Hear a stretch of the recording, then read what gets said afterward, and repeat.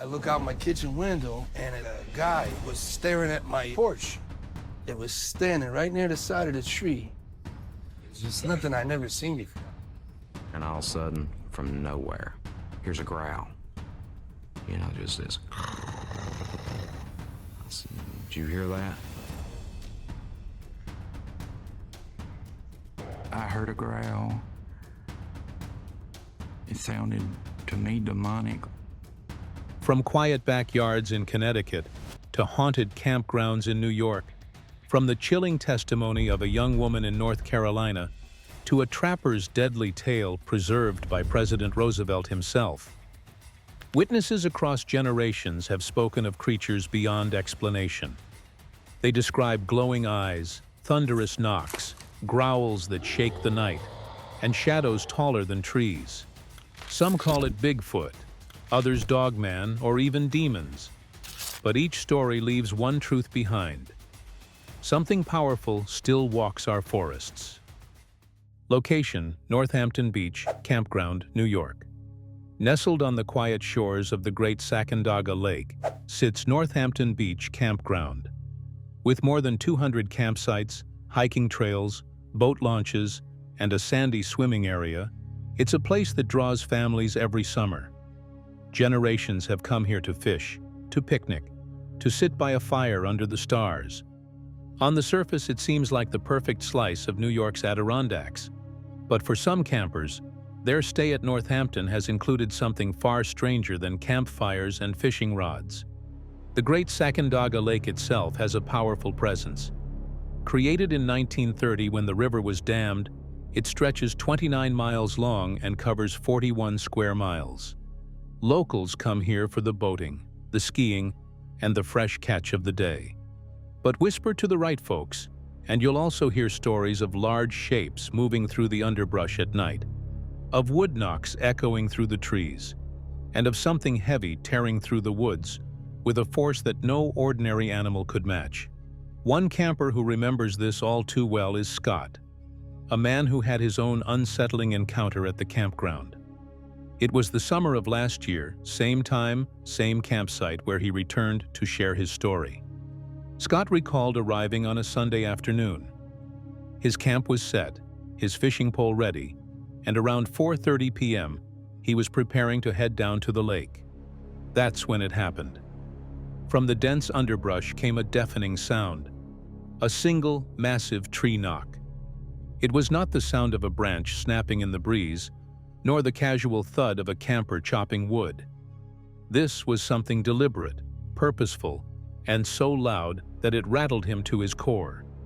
Yep, that was last year, same time, actually same campsite. I arrived on a Sunday, and I had camp set up, and around 4:30, I was going to go fishing. And at 4:30, in this direction over here, where there's all this underbrush, was this massive tree knock. Only seconds later came a reply.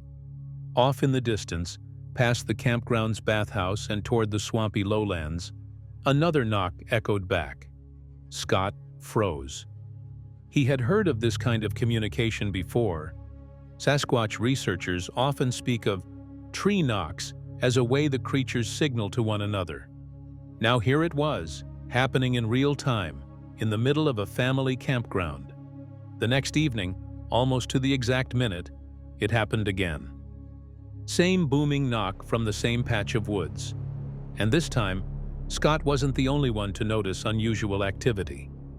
Across the road from his site, a couple staying in a fifth-wheel camper confided their own experiences. Scott had introduced himself to them with a neighborly gift of homemade butter, and their first words surprised him. "Did you hear anything go through your camp last night?" the woman asked. She explained that for 2 nights straight, something had rummaged through Scott's garbage bags and theirs as well. It wasn't raccoons or stray dogs. She described heavy footsteps circling the campsite, so close that she could hear them outside her window. Too frightened to look, she stayed inside, but what happened next proved that whatever came through was no ordinary scavenger. Under their fifth wheel sat a collapsible Coleman grill. At some point during the night, the grill had been picked up and moved. Not knocked over, not dragged, picked up.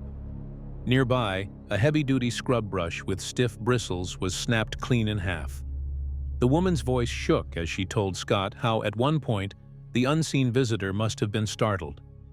She heard it tear off into the woods like a freight train, crashing through brush with a speed and power no human could match. Further into the back, there's a swamp back there. It was in that direction. And I really didn't think nothing of it, other than being aware of those types of things that Sasquatch potentially can do.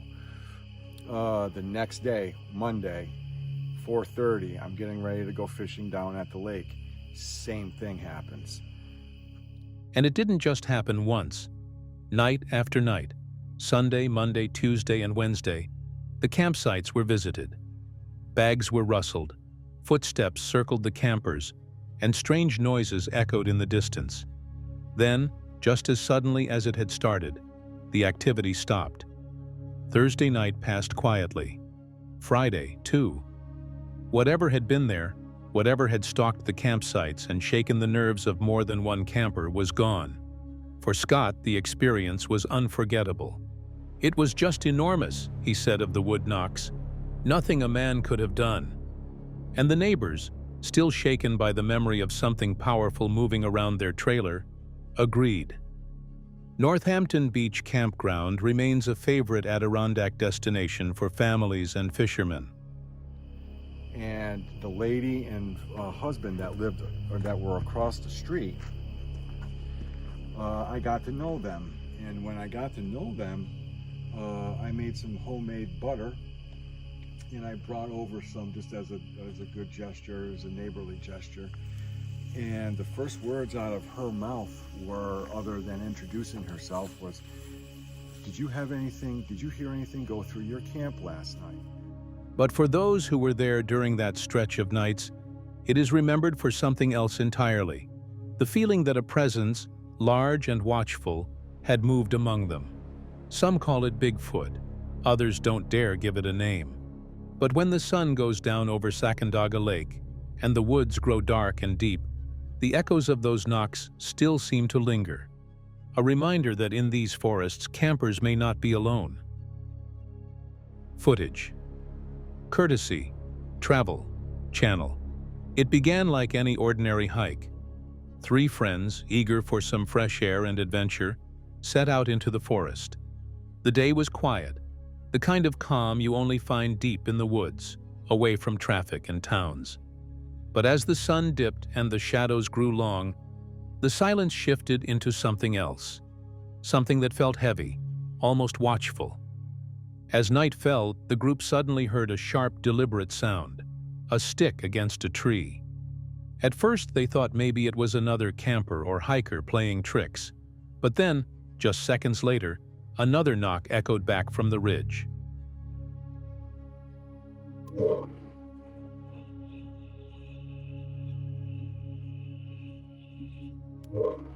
Bigfoot researchers think this could be a form of communication for these creatures.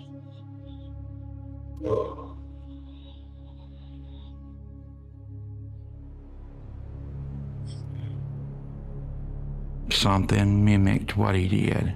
Something else knocked on a tree. That's when their nerves turned to fear. Bigfoot researchers have long claimed that tree knocks are a form of communication, signals passed between these creatures across great distances. Hearing it happen right there in the forest made the friends realize they weren't alone. Mike, trying to stay calm, told Gwen to get her phone out. "We need video. We need audio," he said, his voice steady but urgent. They began filming, their camera picking up every rustle and footstep in the brush. From 200 feet away came another clear whack of wood on wood. Then, impossibly fast, the sounds shifted. A knock above them on the ridge. Footsteps rushing down below. It dawned on them that there weren't just one, but at least 2 creatures closing in. "They're watching us right now," one of them whispered. The words hung heavy in the air. As they stood frozen, trying to decide what to do, Okay, everybody be calm. Gwen, get your phone out. We're gonna see if we can get this on video right now. Mike said, we need to get footage of this. We need to get video. We need to get audio. Check us out. We've heard footsteps, movement, and a definitive wood-on-wood knock, tree knock, not 200 feet from us. a low, guttural growl rolled out from the trees. Deep, animalistic, but not like any bear or cougar they had ever heard. It shook them to the bone. The sound came closer, then farther, then suddenly so near that they could feel it in their chests. It sounded demonic, one of the hikers admitted later. And that's when the panic began to spread. The woods erupted with noise, growls, movement, heavy footfalls circling around them. Low chatter, almost like voices, murmured back and forth in a language they couldn't understand. At times it seemed distant, echoing off the mountainside, only to crash down moments later right beside them. The creatures weren't just out there, they were surrounding the group. In the chaos, Gwen clutched her phone, terrified to stop filming but equally terrified to move. She described feeling safe only when standing in her small circle, as if stepping outside of it would put her face to face with whatever was out there. We start hearing things go on all around us. And I'm thinking, uh-oh, what's going on here? I was so in my own world listening to everything and sort of like in a panic. Listen, it's communicating with us. Yeah, let's try this.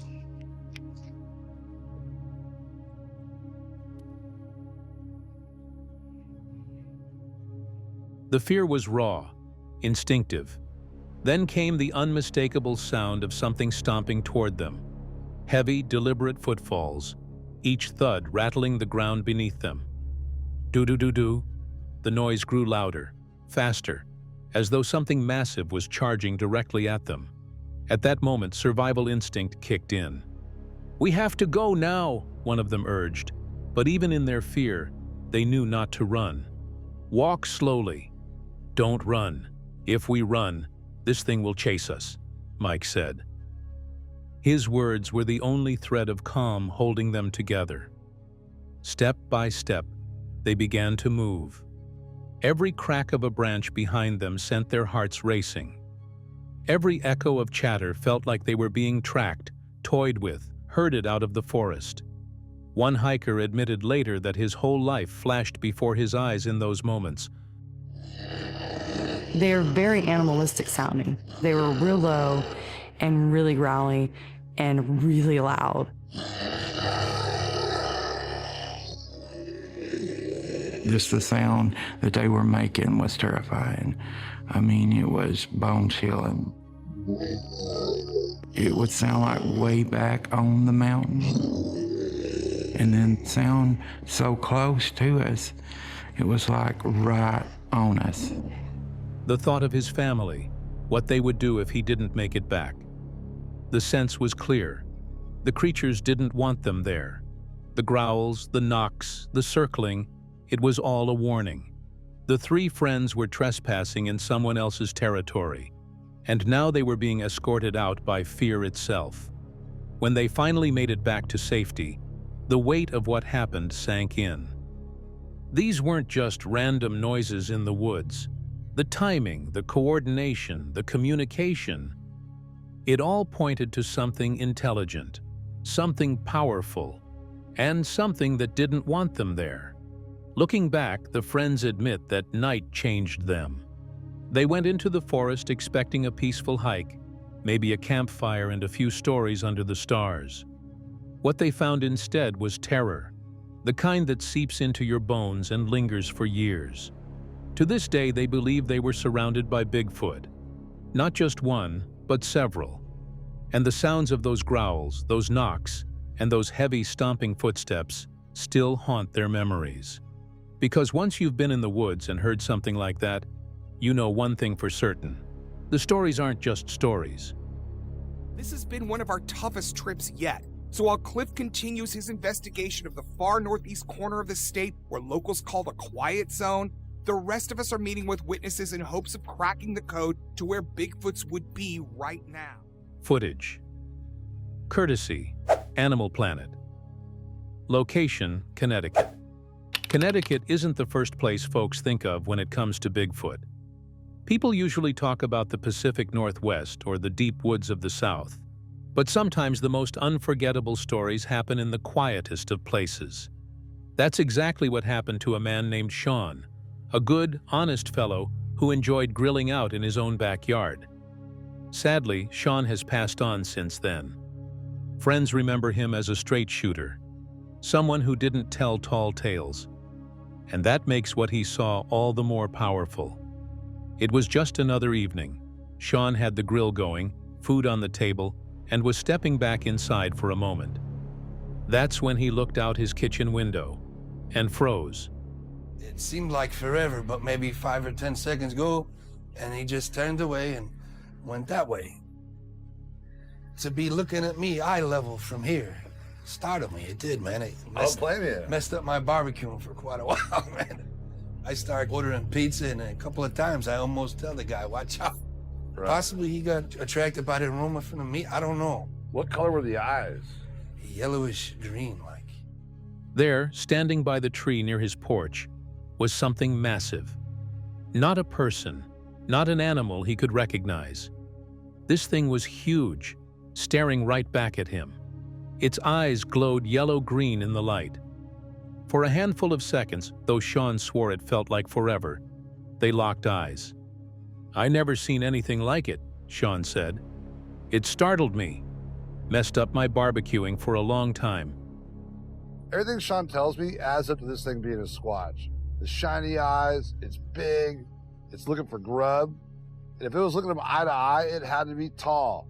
But to get a better idea of just how tall it is, I had Sean send me down in that spot where he first saw it that night. I started ordering pizza instead. He guessed the smell of meat might have drawn it in. Whatever the reason, the creature wasn't shy. It was eye level with Sean, even though Sean was standing higher on his porch. Later measurements showed it would have been close to 9 feet tall. Sean spread his arms wide when he told the story. The shoulders alone were like nothing he'd ever seen. "That thing looked like it could drag a car with one hand," he said. When the Animal Planet team came to investigate, field expert Bobo listened closely. He asked Sean to point out exactly where the eyes had been, and the measurement backed Sean's story. That's where I locked eyes, right here. So stand right about here? Right about there, a little more to the right. Tell me when to stop raising my hand when I get to about the level of the eyes. All right, there. That's it right there? Yeah. That's a good 26, 28 inches from the ground up to that porch. So that's another 2.5 feet above me, which would put it 9 feet. He was big. And like I say, you're a big guy, but big. I mean, this here thing looked like he could drag a car with one hand behind him. "Everything adds up," Bobo said. What struck the team most was Sean himself. He wasn't looking for attention. He wasn't adding drama. He told it plain and simple, just like it happened. "I never got a hint of exaggeration," Bobo explained. Sean stuck to his story, and I believe him. Connecticut doesn't have many sightings on record, but this one was different. It wasn't a blurry shadow in the woods. It wasn't a quick glimpse on the road. It was a man in his own backyard, face to face with something that by all rights shouldn't exist. And Sean never forgot. "If I hadn't seen it myself, I'd think I was crazy," he admitted. "But I know what I saw." Sometimes the most powerful stories don't come from hunters in deep forests or hikers on long trails. Sometimes they come from ordinary people, in ordinary places, where an evening cookout can turn into a life-changing encounter.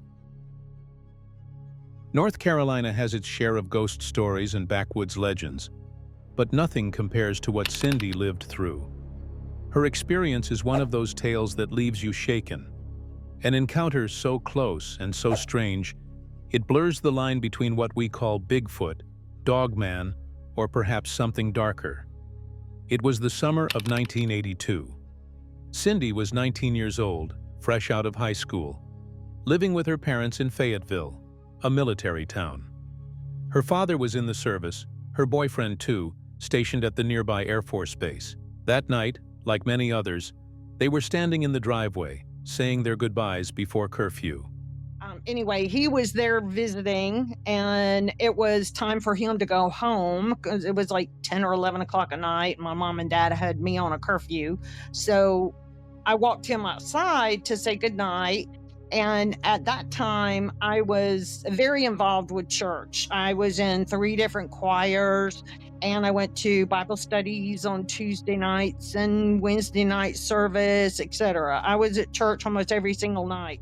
The night was quiet, just another southern evening. But then, Cindy noticed movement by the mailbox at the bottom of the sloped drive. At first, it looked like a black shape, a strange blob shifting in the shadows. Her first thought was that maybe someone's pet had gotten loose. As it stepped closer, it looked like a small chimpanzee, no bigger than a child. That alone was unusual, but what came next defied all reason. Each step this thing took, it grew. The little chimp shape stretched taller, bulkier, darker, until it towered above her. By the time it reached the top of the driveway, the transformation was complete. What stood before her wasn't a pet, and it wasn't a person. It was a dog man. This thing was another head or 2 taller than me. And it looked like a dog standing on 2 legs. I just could not believe what I was looking at. It had a big muzzle on it, and its mouth was open. The teeth had drool coming from it. Cindy stood frozen. The creature was well over 7 feet tall, its body upright like a man, but its legs bent back like a dog's. Its long arms stretched down past its knees, ending in clawed hands. A long snout jutted forward, lined with sharp teeth dripping with saliva. The eyes glowed red in the dark, glaring directly at her. Her boyfriend, standing with his back to it, hadn't even noticed. But Cindy saw it clearly, every horrifying detail. "What am I looking at?" she thought. The memory of a story her mother once told her rushed back. A neighbor had spoken of something called a leaping demon, and at that moment, Cindy believed she was face to face with it. And the eyes were bright red. It had a hair kind of up near its ears, like standing up. And then I didn't notice a tail because he was kind of facing us and not turned so I could see. Terrified, she grabbed her boyfriend's hands. "We've got to pray now." Together, they called on the name of Jesus, asking for protection over the house and themselves. The effect was immediate. The creature hissed, a sound so deep and guttural it chilled her bones. Drool spilled from its mouth as it jerked its head, furious. Then, with impossible strength, it leapt across the yard in a single bound. Another leap carried it past the neighbor's home. One final jump, and it vanished into the woods beyond, gone as suddenly as it appeared. Cindy and her boyfriend were left shaken but unharmed. "Thank you, Jesus," she whispered, realizing only faith had driven the monster away. Protect my mom's home and whatever this entity is, to get rid of it. And I said, "In the name of Jesus." I looked at him when I said that, and when I did, he hissed at me like that. His mouth was open, drool was coming out, and then he turned his head. That terrifying night was only part of Cindy's story. In the years that followed, she began connecting dots. She remembered another encounter, one from her childhood, that now seemed related.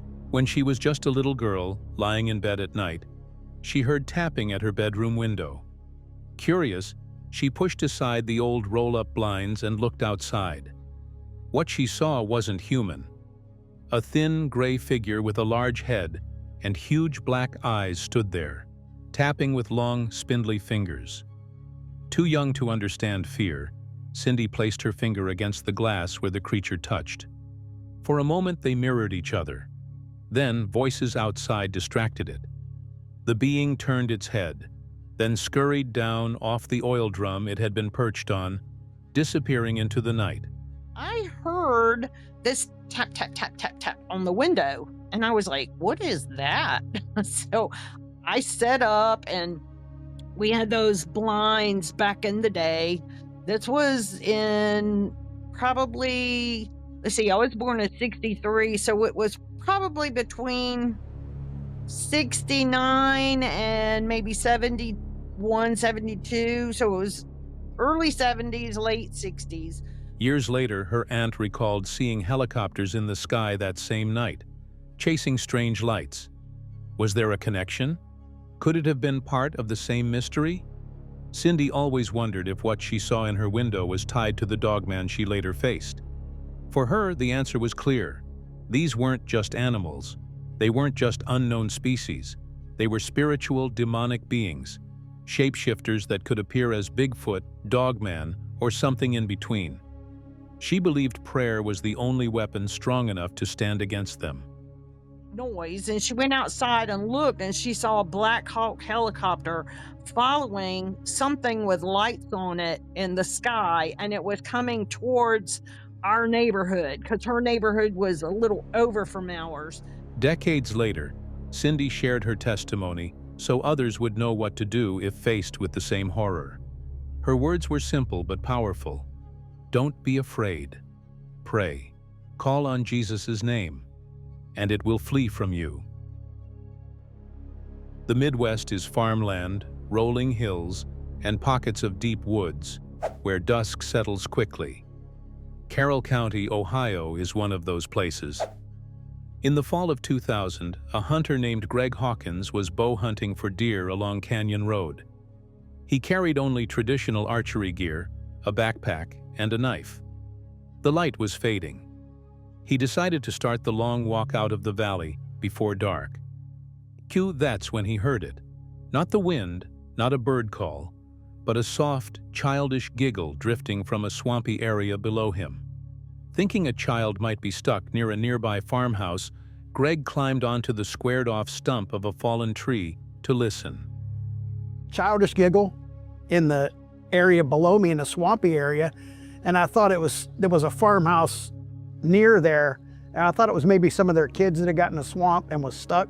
I walked a little closer, and I got up on this tree stump of a fallen tree that it fall over, and they cut a little bit of it off so the stump was nice and squared off to get on. What came next froze him in place. A deep, resonant grunt, like a bull or a cow, but heavier. A low vibration he could feel in his chest. Years of hunting since age 5 had not prepared him for that sound. He backed up the hill, moving slowly, much of the way walking backwards. The brush was too dense for binoculars to penetrate, yet the feeling of being watched only deepened. Had a lot of decibels to it because I could feel it hit me, and I'm like, what the heck was that? So I thought maybe I better get back up the hill a ways. I had a long way to walk, so I started making my way back up the hill towards the... Then came the breaking sticks off to his right. Whatever was moving wasn't on 4 legs. It was bipedal, pacing him through the woods. Half a mile still separated him from his Jeep. Each time he stopped, he heard 2 or 3 steps in reply. Something followed at a measured distance. When the tree line opened into a field, he felt a sudden warning, as if whatever it was might try to cut him off. Come in and take a look. But you're always going to be talking about, I think, data collection, so hair samples, having recording devices running to capture whatever you might hear or see. He veered wide into the open ground and began to run. By the time he reached his vehicle, darkness had settled. Nothing showed in his headlights. He never hunted there again. Encounters like Greg's echo across the heartland. In Ohio, the search for Sasquatch stretches back decades, from hair samples sent to researchers to the famous Ohio howl recorded in Columbiana County, now considered a gold standard Bigfoot vocalization. Tracks, audio, and stories surface in counties from Scioto to Summit. clay shale soil makes prints fleeting, yet reports persist. Modern Midwestern researchers blend old and new methods. And being able to know the difference between a double bear step and what could possibly be a Bigfoot print. Okay, here's a barred owl and some monkey chatter, or what's that noise? You know, we don't know. Some sit quietly at camp for days, letting curiosity draw something in. Others deploy audio recorders, thermal imagers, drones, or even pheromone chips in likely corridors near water and game trails. All stress patience, preparation, and respect. Entering what might be a nesting area is discouraged, like walking uninvited into a family's home. The woods of the Midwest hold more than deer and farm trails. I've been looking at this creature and it was 7 foot tall, and I'd say, and its hair was hanging from its arms. And you'd say, oh yes, and its eyes were big and dark, like coal. Yes, you're leading the witness into going over-exaggerating over what they saw. They hold stories like Greg Hawkins, fleeting glimpses and unrecorded sounds in the dusk. Whether these experiences point to an undiscovered species or a mystery of perception, the search goes on. And every hunter, hiker, or camper who enters these valleys at night faces the same question: who or what might be pacing them just out of sight? Footage courtesy, a flash of beauty. Bigfoot revealed. Have you ever stepped into the forest and felt it breathing around you, alive, aware, watching? For Barb Shoup, the woods near Mount Rainier carried that feeling for years, until one day it revealed something she could never forget. Her connection to the mystery began early. As a child camping near Spirit Lake, she listened to stories of Ape Canyon, the legendary battle between miners and giant, hairy creatures. Those tales stayed with her, and decades later, in the early 90s, Barb settled in the forests around Mount Rainier. What began as hikes and quiet evenings soon turned into something far stranger. One spring morning, she discovered trees snapped at unnatural heights, twisted in ways storms could not explain. Near her cabin, she found a footprint pressed deep into soft ground, broad, long, unmistakably human-shaped, but far too large. It was her first personal sign that the stories might be real. One day you discover that all of the things that you've been thinking about all those years really do exist. They're really out there and they're not that far away from you. The very first time that I went up the trail that's right here by my cabin, it would have been back in early April of '92. I found a couple of broken trees beside the logging road. As years passed, the activity grew. Rocks clattered against her roof at night. Structures appeared in the woods, woven from broken branches. Sometimes in the stillness, lights flickered between the trees. Small glowing orbs that darted like fireflies but held an unnatural steadiness. And one evening, an owl's call shifted mid-cry into a guttural growl, sending a chill through her. The turning point came in 2012. Barb was filming during an outing near her cabin when something dark moved through the brush. She raised her camera and saw a black head rise, then a figure bolting on 2 legs, tall, covered in hair, with arms swinging wide. At the same moment, another witness spotted what looked like a smaller creature, a monkey-like form darting down a nearby tree. 2 beings caught in the open. Not even 50 feet up the trail, and from right here in the creek, I heard an owl that growled, and it was a typical hoo hoo hoo hoo hoo hoo, but it was followed with a very deep growl. And I know birds well enough to know that birds can't growl. And considering I was out there in the woods by myself in the dark, it was a little unsettling. And that was one of the stranger things that happened. But when Barb reviewed her footage, what she had seen with her own eyes wasn't captured clearly. Instead, the video showed a shimmering distortion, like the outline of a figure cloaked in shifting air. A shape was there, but bent, blurred, as though it had slipped partially out of sight.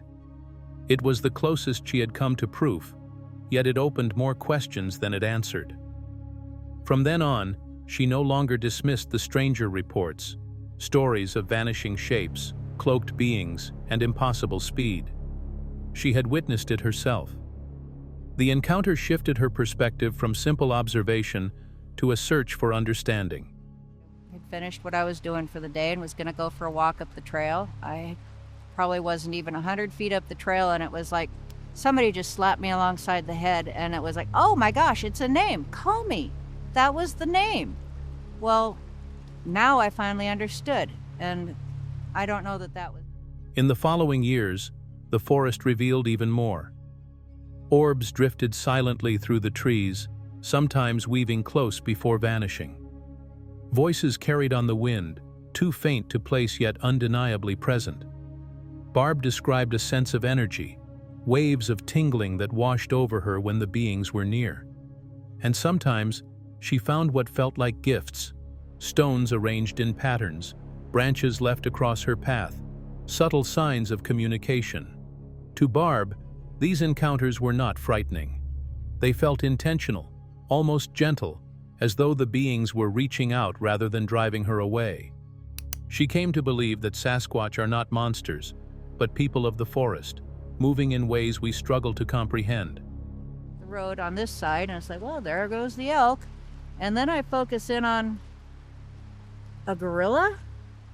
We don't have gorillas. Oh my God, it's Bigfoot. And it's following right along in the path the elk were. When I first spotted it, it was facing me.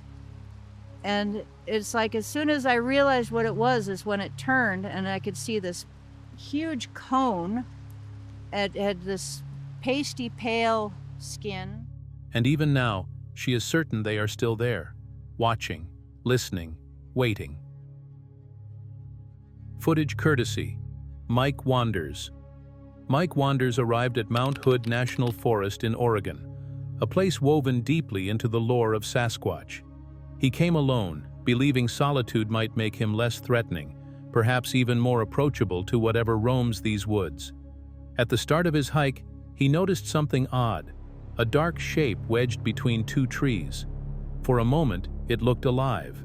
He blinked, and it was gone. Was it a shadow or something waiting just beyond sight? The forest itself felt like a cathedral. Towering moss-draped trees leaned over him, their roots swallowed by damp soil and soft ground. Perfect conditions, he thought, for something heavy to leave a mark. He scanned the moss carefully, hunting for impressions. Game trails twisted through the undergrowth, but faint depressions seemed wider, deeper than deer. He crouched, pressing his boot, size 13, beside one print. They looked nearly the same length, but if something larger had made them, how close had it been? It's like some sort of impression. Here's my boot next to it. I'm size 13. That looks to be roughly the same size. There's more. Super faint. I'm not the best tracker. This is the path here. Probably it's always hard to tell on camera. When you're here in person, you can usually tell. To me, this just looks... Night crept in. Alone at his fire, Mike remembered what Tyler from the North American Bigfoot Center had warned him. Tyler once fled this very forest at 2 a.m. after hearing growls so violent he couldn't stay another second. That story echoed in Mike's mind as the flames flickered low. The forest grew unnervingly silent. Then, sharp knocks carried through the trees.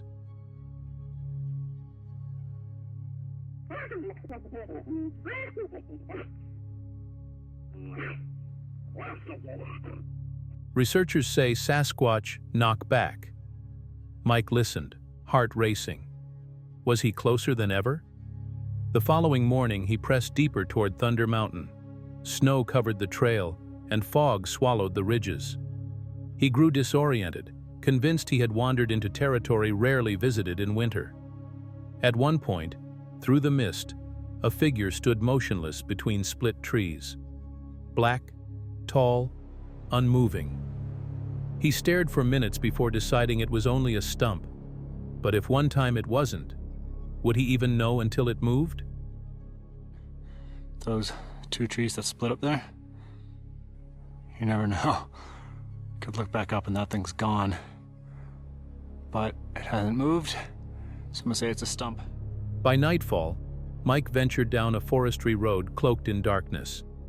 His headlamp dimmed, the woods around him silent as stone. He let out a long whoop, hoping for a response. Nothing.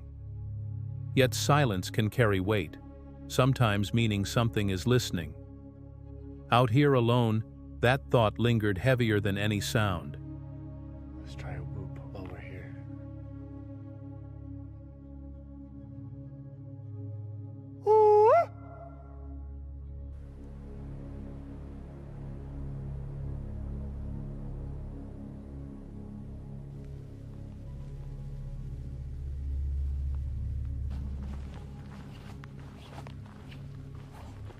It's about 11 o'clock at night. The forest tested him in other ways. Old impressions half hidden in moss, hollow knocks echoing faintly in the distance, shapes shifting in fog. Each sign small, inconclusive, but together they painted a picture. He was not alone. Or at least it felt that way. After days of searching, he left without a direct encounter. But standing in the misty old growth of Oregon, Mike realized the search was never only about results.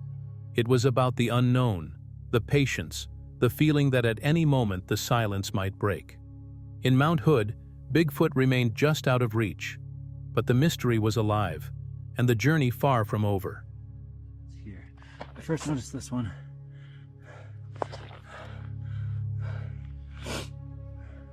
Just slightly, it's definitely faded, so it's not fresh. Here's a bit of a bigger one. It's like there's the size of my boot. If you can see that, right there. And then this one, much bigger. It could be a track that just expanded over time. Deep in the wilderness, the Mountain Monsters team sets out on what might be one of their most intense Bigfoot hunts yet, as shown on the Travel Channel. Out in the daylight, hunters search the forest when, suddenly, massive trees are ripped down, as if by invisible hands. Son of a bitch! That Bigfoot just tore that tree down! Holy hell! Cowboy Ken zooms in on that drone, and there it is, a damn big-ass tree comes crashing to the ground! Hell yes, you heard that high-pitched squall, and you heard that tree knock. You know exactly what took that tree down. That was a Bigfoot. Hell yes! That Bigfoot, that son of a bitch just ripped that big ass! As they push forward, the evidence of something huge becomes impossible to ignore. Splintered trunks and twisted branches litter the ground, not the kind of damage caused by a storm. One tree, at least 50 or 60 years old, has been ripped apart as if by giant hands. "This is one pissed-off Bigfoot," another hunter mutters, suggesting their drone may have angered the creature. They know whatever did this is still close. It's getting darker by the minute, and they're forced to retreat briefly to gear up with lights, thermal cameras, and guns before heading back into the woods. The night begins like so many of their previous expeditions, with flashlights cutting through the dark, radios buzzing, and the nervous energy of seasoned hunters who've heard it all before. But this time, the forest feels different. Get it airborne, see if we can't get some action. Will do. All right. Can't piss it off. Holy! Right up in there. That was a damn tree knock. Hell yes, it was. Right, that sounded like it was just right up the hill. Hell yeah, that's not far. I know Ken didn't expect to be out here doing tree knocks and actually get a response. Holy! Right up in there. That was a damn tree knock. Hell yeah. Suddenly, a strange sound cuts through the night like a moan or a cry. The hunters freeze, scanning the trees. It's not an owl, and it's not the wind. "It's coming right by that way," someone whispers. Pine limbs, freshly broken, appear along the trail. The team knows they're close to a nest, the same kind they've seen in previous investigations. Yet this stretch of forest holds only hardwoods. Something or someone has hauled pine branches in from somewhere else to build it. Wow. What you got? Pine limbs.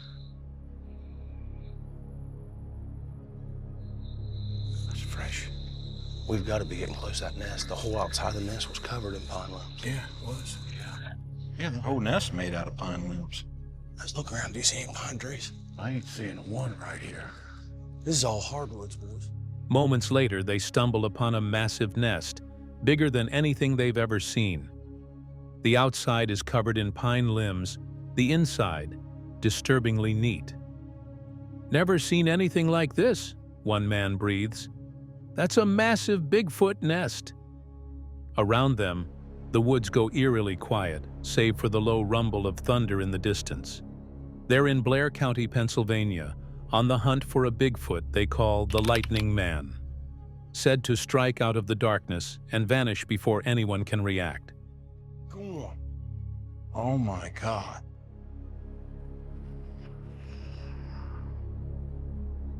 There it is. That is massive Bigfoot nest. The Lightning Man's a Bigfoot. He strikes out of the darkness and then just vanishes. That means he's damn quick, he's agile. He'll be out of the dark, on top of you, and gone before you know you got your guts ripped out. Suddenly, the storm moves in fast. Lightning cracks nearby, not once, but multiple times, with one bolt so close that it knocks a man's boot off and leaves him shaken. "In my 49 years in the woods," he says, "I've never had a lightning bolt hit that close to me." As the trap that they had planned for the creature begins to stir, trees shift. Something's out there. Let's check it out, make sure he has to be close. He could be right here, guys. Keep your eyes open. I ain't saying nothing on this side. It's in there. The Thunder Axe is in there. It's in there. It's in the trap. Yeah, good deal. Yeah. Thunder Axe is in the trap. Hell yeah. Trap. Come on, Jeff. Go easy now. Powerful enough to drag equipment and tear through the underbrush. The team races to finish assembling their Thunder Axes, a bizarre but symbolic piece of gear they believe will lure the creature in. They manage to set the trap and back off, hearts pounding. High on the ridge, they wait. The woods feel alive. Something big is moving in the shadows, circling them, testing their nerves. High on the ridge, they wait. The woods come alive, heavy footsteps circling them, nerves stretched thin. Then it happens. Whistles and screeches erupt from the darkness. Whether one creature or several, the message is clear. The trap worked. The beast has revealed itself, angry and unrelenting. But was it really the Lightning Man or something else? In the quiet hills of Hocking County, Ohio, folks like Michael Kane know that Sasquatch might be closer to home than you'd ever guess. He shares his experience as seen on Small-Town Monsters. Michael moved there in 2018, and immediately, strange things began happening on his 750-acre wooded property. He'd spot glowing lights in the trees at night, thinking lost hikers were out there. But no one ever showed up.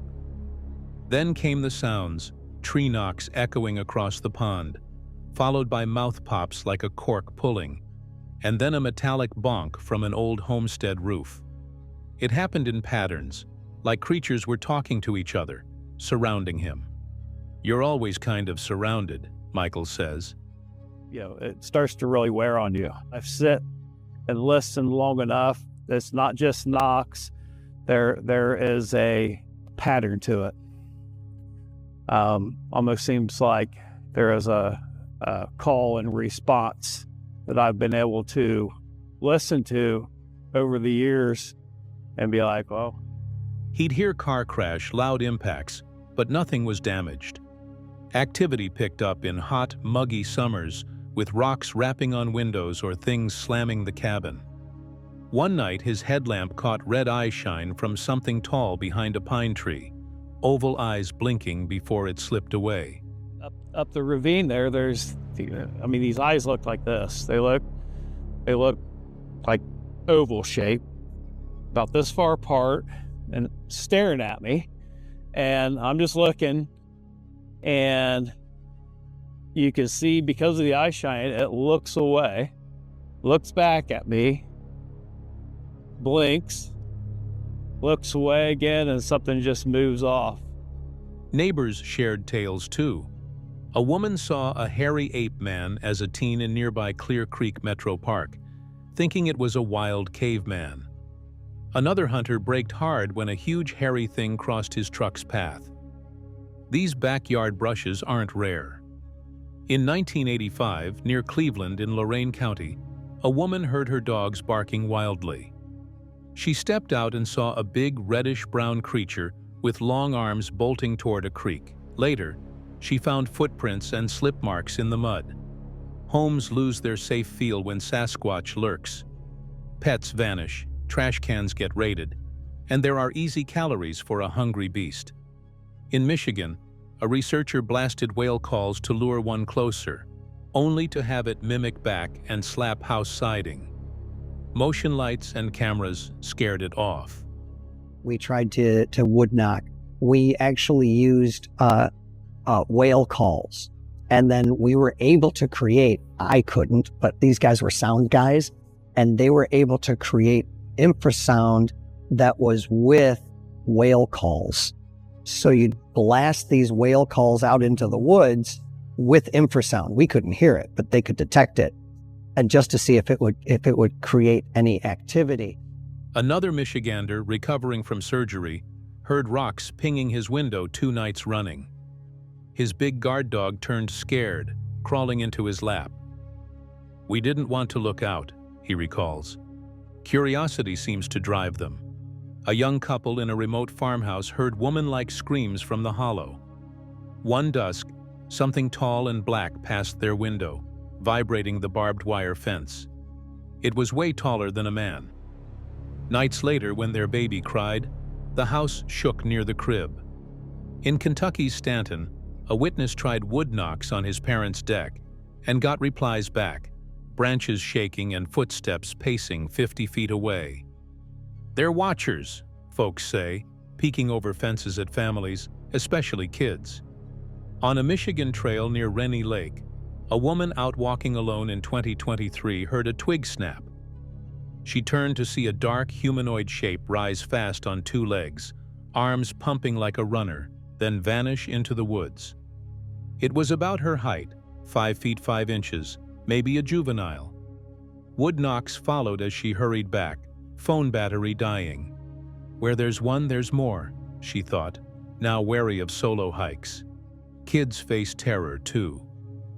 Or very dark brown. I saw it rise up on 2 legs, and in the same motion that it very quickly stood up, it turned and it disappeared into the area, the forest behind it. When I say it was fast, it was super fast. I mean, this happened so quick, like my mind almost couldn't keep up with registering what was happening. A little bit taller than me. I'm 5'5". It turned. The thing that sticks out in my mind is the position of what it would have been its right arm was at like a right angle.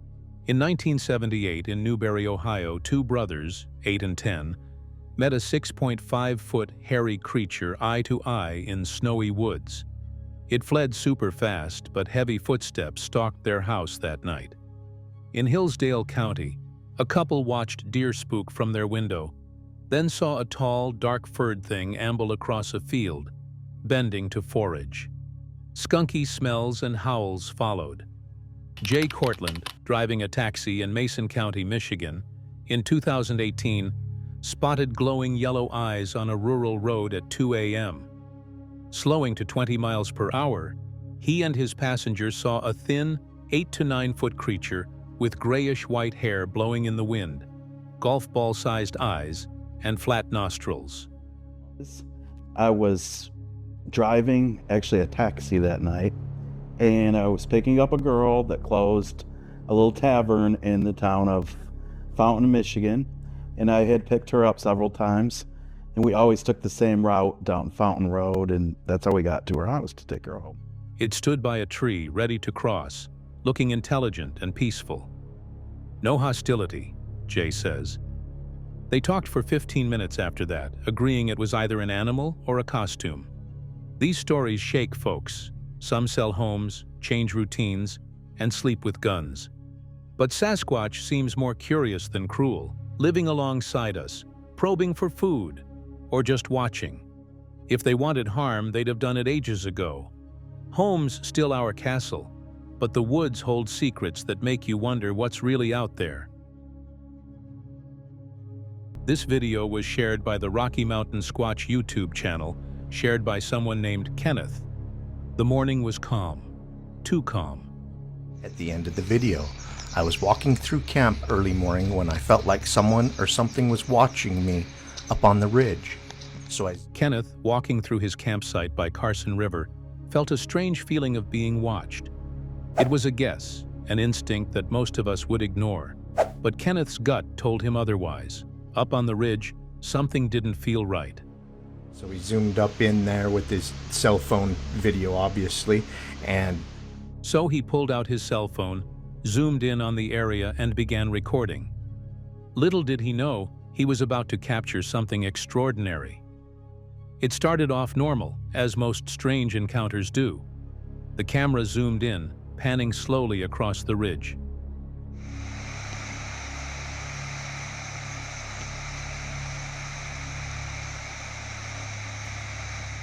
At the far edge of the frame, something moved. A hulking figure, muscular and broad, stood there, seemingly frozen for a moment. It was so tall, so imposing, that at first it seemed like it was completely out of place in the wild. To show you zoomed before I stabilized it, because sometimes it's a little clearer. I mean, he's zooming way up there with his cell phone.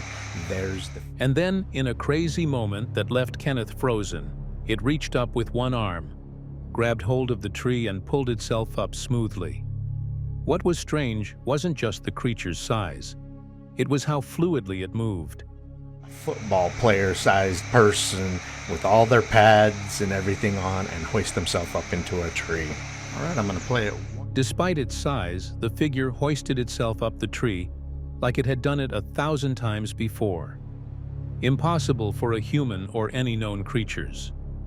Kenneth's daughter, who had been reviewing the footage later, was the first to spot it. Show you the zoomed-in clip.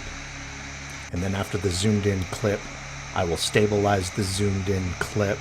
I just wanted... Initially, Kenneth had missed it. But once she pointed it out, Kenneth realized the gravity of what he had captured. The footage was grainy, but the figure was undeniable. Was this a person? A huge one, maybe. But the way it moved didn't match anything human. Was it Bigfoot? Could it be? No one was certain. But the video was beyond anything normal.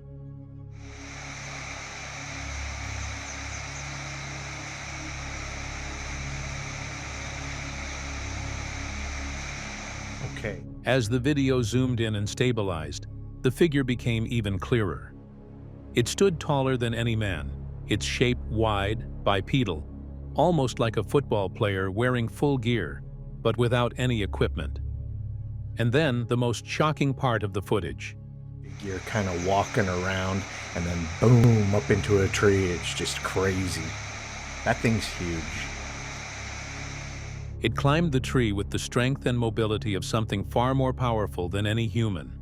The zoomed-in, stabilized video revealed the incredible sight once more. The figure's movement was fluid, and the strength it showed defied what should be possible. Whatever it wasn't like anything they had ever encountered before.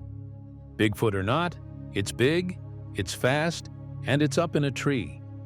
That was the final thought as the team reviewed the footage once more. But one thing was clear as day. Very Bigfooty. It's out of the ordinary, unusual. If that's a... The truth was out there, and this was a clue, an important one. Kenneth had captured something that, no matter the answer, no one could ignore. More time. Amazing footage. Hope you guys enjoyed. Thank you for sending this in to us, Kenneth. Now let's take a detailed look at some real-life camouflage sightings. Encounters that raise eyebrows and questions alike. And topping the list is one from a lone hiker deep in the San Gabriel Mountains of Southern California. It was 2020, and the trail was quiet. The kind of silence that makes you more aware of every snap of a twig. A hiker, sensing something unusual nearby, began recording. From a high vantage point, the camera captures a craggy mountain range in the distance. Then, zoom. The lens focuses on one of the evergreens nearby, and that's when something stirs. Partway up the trunk, something or someone seems to be staring back. The Southern California mountains are amazingly remote and staggeringly rugged. That area is perfect Sasquatch habitat.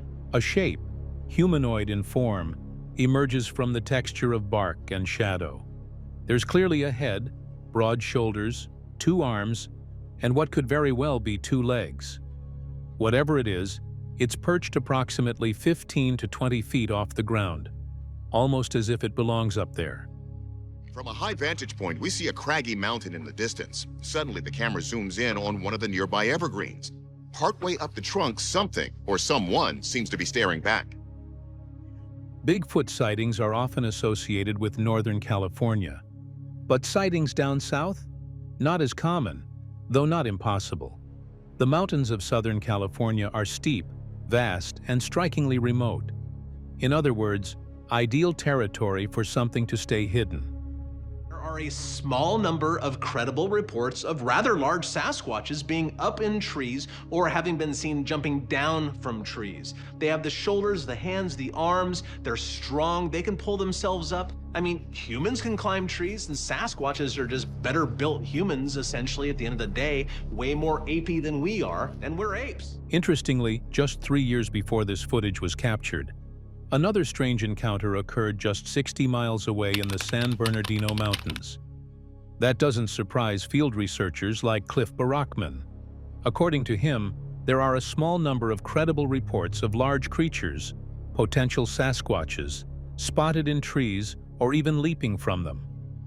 Their anatomy supports the possibility: wide shoulders, long arms, incredible upper body strength. Humans can climb trees. Why wouldn't a creature even more ape-like than us be able to do the same? But here's where the mystery deepens. Bigfoot, as the name suggests, is said to be massive. Some reports claim these beings weigh up to 800 pounds. So then, how could something that heavy climb a tree and remain suspended without shattering the branches beneath it? Either we're seeing something incredibly powerful, or this isn't Bigfoot at all.